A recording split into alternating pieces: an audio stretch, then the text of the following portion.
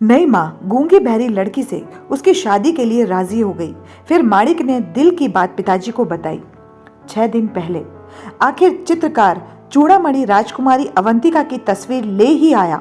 राजकुमार माणिक ने धड़कते दिल से खूबसूरत मखमल में लिपटी तस्वीर को खोला तो एकटक देखता ही रह गया। उसकी आंखें मानो बंद गई। माणिक ने वो तस्वीर पिता के सामने रख दी। ये राजकुमारी अवंतिका है, मैं इससे विवाह करना चाहता हूँ। राजकुमार ने सोचा था कि उसके विवाह के लिए बेसब्र पिता का चेहरा खुशी से झूम उठेगा, पर वो उम्मीद के विपरीत मुरझा गया। तुम्हें यह तस्वीर कहाँ से मिली? उसके पिता ने तो कहीं उसकी तस्वीर नहीं भेजी। तुम्हारी शादी इससे नहीं हो सकती। अवंतिका पड़ोसी देश की राजकुमारी थी। राजकुमार माणिक ने उसकी एक झलक तब देखी थी जब वो उसके राज्य के एक समारोह में मेहमान बनकर गया था। मेहमान महल का बगीचा शाही बगीचे के बगल में था। अवंतिका एक तितली के पीछे भागती हुई उस बगीचे में आ गई थी। राजकुमार उस समय बगीचे में टहलते हुए उसकी खूबसूरती का आनंद ले रहा था। अपने देश में तो राजकाज के चलते कभी प्रकृति की सुंदरता निहारने का समय ही नहीं मिला था। एक तो दिन भर घर बाहर के षड्यंत्रों की भनक सुनते, उससे बचने के उपाय खोजते मन दुखी और विरक्त हो जाता। कुछ फरियादों को रोज समय कम पड़ जाने के कारण न सुन पाने के मलाल भी दिल पर बोझ बनकर रहता। उस पर आजकल पिताजी ने विवाह के लिए लड़की पसंद करने का काम भी बढ़ा दिया था। रोज दरबार के बाद अनेक राजाओं के यहाँ से आए राजकुमारियों के चित्र के साथ उसकी शिक्षा आदि के ब्यौरे खुल जाते। छोटी माँ तोलती कि किस राजकुमारी से उसका विवाह रचाने पर कितना धन मिल रहा है। बातों और बहस में राजकुमार को भी शामिल करना चाहते, पर राजकुमार माणिक को कोई भी राजकुमारी अपने सपनों के अनुरूप नहीं लगती। यहाँ राजकुमार का प्रकृति प्रेमी मन खुलकर सांस ले रहा था। वो उस बगीचे को देख नहीं जी रहा था। तरह तरह के खूबसूरत फूल हवाओं के झूले पर सवार थे। उन पर मंडराते भंवरे और तितलियां उनकी खूबसूरती बढ़ा रही थी। झूले पर कई रंगों के मखमली फूलों की बेल लपटी थी। उसे याद आया कि उसके बगीचे में भी एक ऐसे ही झूला था। किस तरह माँ उसे गोद में बैठाकर झूला झुलाया करती थी। गोद की उम्र में ही किस तरह माँ की गोद छीन जाने के बाद राजे के विश्वासपात्र मंत्री ने उन्हें उसकी कसम देकर उसकी खातिर दूसरी शादी करने को मना लिया था। फिर नई माँ ने जो उसके लिए आई थी, उसी ने उसकी हर खुशी छीननी शुरू कर दी। उसकी माँ की हर खूबसूरत याद छीन ली। वो झूला उखाड़कर उन्होंने ही तो उसकी जगह अपनी मूर्ति लगवा दी थी। छोटी उम्र में राजकुमार से माँ की ममता ही नहीं छिनी, बल्कि पिता की ममता छीनने की पूरी कोशिश और साजिशें शुरू हो गई थी। वो अपने बेटे की झूठी प्रशंसा और उसकी झूठी शिकायतें उसके पिता से करते न थकते। पिता शायद सब जानते थे, इसलिए उनको कुछ न कहते, पर उसे भी न डांटते। वो खामोश होते गए थे, खुद को राजकाज में समेटते गए थे। पर आज इस खूबसूरत समा में उसे ये सब कड़वी यादें क्यों घेर रही हैं? उसने सिर झटका। शायद फूलों का गुंबद लगते इस झूले से शुरू हुई ये यादें। इस तरह के झूले के पीछे माँ ने फूलों की बेल का एक और गुंबद बनवाया था और उसके बीच में लगने के लिए एक मूर्ति बनवाई थी। ऐसी मूर्ति जिसे देखकर लगे कि कोई लड़की तितली के पीछे भागते हुए बड़ी अदा से वहां आकर ठहर गई है, क्योंकि तितली उसके हाथ पर आकर बैठ गई है। तभी राजकुमारी अवंतिका दौड़ती हुई आई और वहीं फूलों के गुंबद से लगने वाले उस झूले के पीछे आकर एक खूबसूरत अदा के साथ ठहर गई, क्योंकि तितली उसके हाथ पर आकर बैठ गई थी। राजकुमार को लगा किसी मूर्तिकार की कल्पना उसमें साकार हो गई है। उसकी बोलती आंखें, लहराते होठ, खुद में मगन मुस्कुराता चेहरा, घुटनों तक के घुंघराले बाल और तराशी हुई देह उसकी खूबसूरती केवल दैहिक नहीं थी, वो उसके भावनाओं से भरे खूबसूरत मन का आईना लग रही थी। वो तितली के पीछे भागती हुई आई जरूर थी, पर उसने तितली को पकड़ा नहीं था, उसे अपनी हथेली पर बिठा लिया था। फिर कुछ पल जैसे उससे बातें करती रही और फिर उसे उड़ जाने के दिया था। राजकुमार माणिक्य को लगा उसने पहली बार इस संसार में किसी जीते जागते इंसान को देखा है।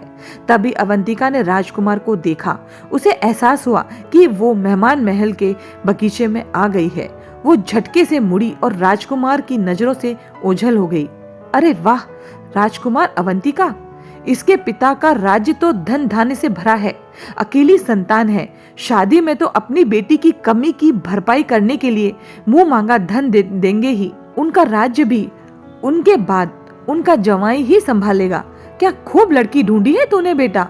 चिंता ना कर, तेरी शादी इसी से होगी। छोटी माँ का चहकता चेहरा देख माणिक्य हैरान था। पहली बार उसकी किसी खुशी से माँ खुश हुई थी। और तेरी साजिश में वो राज्य भी तेरे बेटे के नाम करवाने की कोशिश जुड़ जाएगी। पिता ने शायद पहली बार इतने कड़वे स्वर में छोटी माँ को झिड़का। तूने ही किसी तरह मेरे बेटे को उससे मिलवाया होगा। मैं अपने बेटे को तेरी इस साजिश का शिकार न होने दूंगा। एक गूंगी बहरी लड़की मेरे बेटी की जीवन संगनी नहीं बनेगी। कहते कहते पिता की सांस फूल गई थी।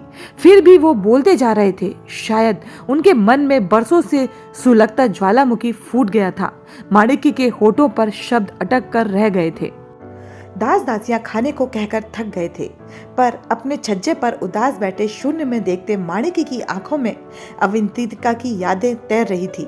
उस दिन उसने ईश्वर से फिर उस लड़की की एक झलक पाने की फरियाद की थी, जो शायद कबूल हो गई थी। इस बार अवंतिका उसे बगीचे के बाहर दिखी। वो गोद में एक बकरी के बच्चे को लिए थी।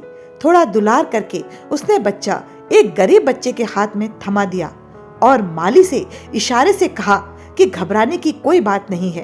वो चली गई और माली से पूरी बात पूछने पर वो राजकुमारी को दुआएं देता हुआ उसकी तारीफ करने लगा था। शाही बगीचे में घुस आई बकरी के बच्चे के लिए इतनी दया तो मेरी राजकुमारी के मन में ही हो सकती है।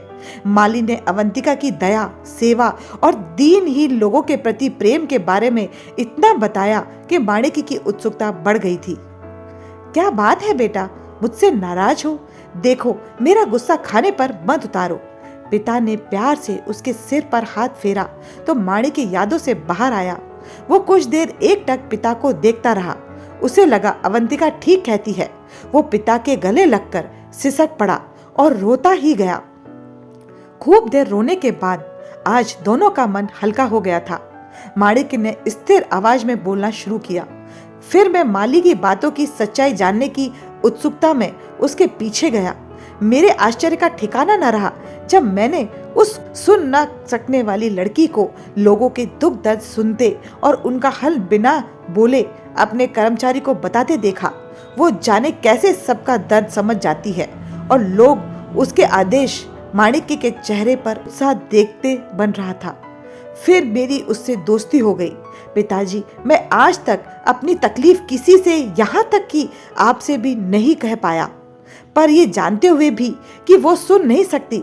सिर्फ 5 दिन की दोस्ती में मैंने अपने दिल का हर दर्द उसके सामने खोलकर रख दिया। माणिक्य ने आवेश में पिता के कंधे पकड़ लिए। फिर पता है पिताजी क्या हुआ? वो मेरे हाथ में तलवार देकर एक अंधेरे कमरे में ले गई। देर दूर खड़ी होकर मुझे तलवार चलाने को कहा। फिर कुछ देर बाद एक दिया जला दिया। फिर अपनी दिव्य मुस्कान के साथ मेरा हाथ थाम लिया। पिताजी, उसने बिना सुने मेरा दर्द पहचान लिया और बिना बोले मेरे मन को शांति की राह समझा दी। उसी ने समझा है कि मुझे कुछ नहीं चाहिए, राजपाट, धन दौलत, मुझे बस मन की शांति चाहिए। उसी ने बताया है कि वो मुझे प्रेम बांटने से ही मिलेगी। आप इसलिए तो मेरी शादी एक गूंगी बहरी लड़की से नहीं कराना चाहते ना, कि आपको लगता है कि मुझे एक दर्द बांट सकने वाला साथी चाहिए। तो सुनिए, आपके गले लगकर रोने की सलाह भी उसी ने मुझे इशारे से दी थी। माणिक्य के चेहरे की रौनक देख उसके पिता का मन आनंद से भर गया। सच बेटा, तुम्हें सुना तो सिर्फ उसने ही है। मैं उसके पिता की सहमति पूछने के लिए पत्र भेजता हूँ।